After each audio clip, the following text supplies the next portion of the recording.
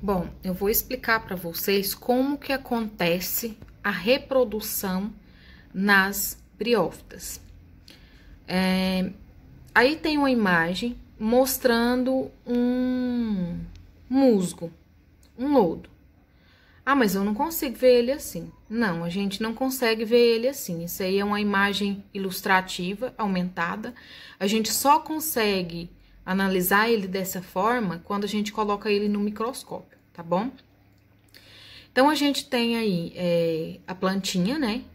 Tá mostrando direitinho quais são as partes, a cápsula, a haste, o pé. Lembra que eu falei que eles não têm folhas, caules, raízes propriamente ditas? Então, eles não têm, realmente eles não têm. Só que o que a gente tem aí tem a mesma função, tá? Então, aí a gente tem os rizóides, os folíolos e a cápsula. A cápsula é o que vai servir para a reprodução, tá bom? Tá, o musguinho tá lá de boa, lá no córrego, né? E a cápsula já está madura, ela já tá na hora de se reproduzir. O que vai acontecer? Essa cápsula 2N, ou seja, ela é diploide, ela é multicelular, tá? Pluricelular, perdão. Ela vai passar por meiose no interior da cápsula, formando esporos. Então, dentro dessa cápsula, ela vai passar por meiose, formando esporos. Esses esporos, eles vão ser eliminados da cápsula. Ou seja, essa cápsula vai abrir quando esses esporos já estiverem maduros, tá? E eles vão ser liberados. Os esporos, eles são N, não são 2N. Ou seja, são haploides. Por quê? O homem e a mulher, quando eles vão ter um filho, por exemplo, vão características da mãe e características do pai, certo? A mesma coisa acontece com as plantas. Então, vai ter um pouco de característica da planta mãe e um pouco de característica da planta pai. Então, por isso os esporos são N, para poder juntar as duas características e ficar na quantidade certa, tá? Aí, o que vai acontecer? Esses esporos, eles vão ser eliminados. Ó, como mostra na imagem. Esses esporos, eles vão nadar. Quando eu falo nadar, eles vão ser levados pela água, tá? Pela correnteza da água, pela umidade, até outra planta já madura. E vão acabar caindo lá na pontinha da folha. Não sei se está dando para vocês verem, ó. A gente chama, depois que os esporos são eliminados, a gente chama de anterídeo, tá? Esse anterídeo, ele vai para outra planta já madura para poder fecundar, tá? Então, vamos supor, o gametângio masculino vai de encontro ao gametângio feminino. E ali vai acontecer a fecundação, como mostra nessa outra figura aqui. Bom, esses gametângios masculinos, eles vão entrar nos gametófitos femininos, tá? Todos 2N, e vão fecundar, que vão formar a oosfera, que é essa bolinha que tá indicada aí em cor alaranjada, tá? Aqui vai acontecer a divisão celular novamente, porque gerou novas plantinhas, tá vendo?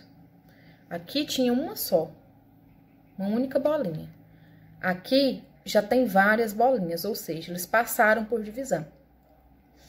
Vai passar essa divisão mitótica deles, né? Se transformar em arquênio N e um embrião 2N. Esse embrião, ele vai ser liberado novamente para o ambiente. E ele vai se fixar em algum lugar, em alguma rocha, no substrato, no chão ali, onde ele vê que é melhor para ele se alimentar. E vai nascer uma nova planta. Então, esse é o ciclo das briófitas, tá bom? É assim que acontece a reprodução. Agora, a reprodução das pteridófitas. É super tranquilo também, muito parecido com a das briófitas. Bom, a gente tem a folhinha de samambaia aqui, né? Que é um broto jovem. E ele tá cheio de soros, tá? São os pontinhos amarronzados que a gente tem atrás da folha. Esses soros, quando eles estiverem maduros e prontos para reprodução, né? A gente chama de esporófito. Então, quando eles estiverem bem madurinhos, prontos para se reproduzir, eles vão ser liberados na natureza. O que a gente chama de esporângio, que é essa partezinha aí verde com amarelo. O esporângio, que tem esporos haploides, N, ele vai se abrir e liberar o prótalo, que é essa figurinha aqui, que é um gametófito haploide.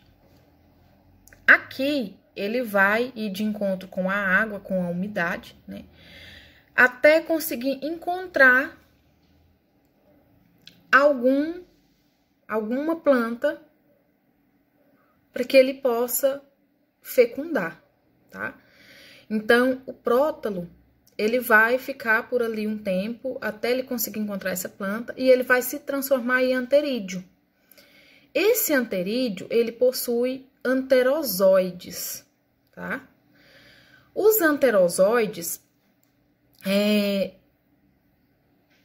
vão de encontro aos arquegônios.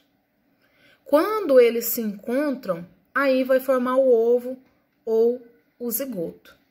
A partir daí, esse zigoto, então, vai se fixar em algum substrato e formar um novo esporófito ou planta, tá bom? Então, é muito parecido com as briófitas também.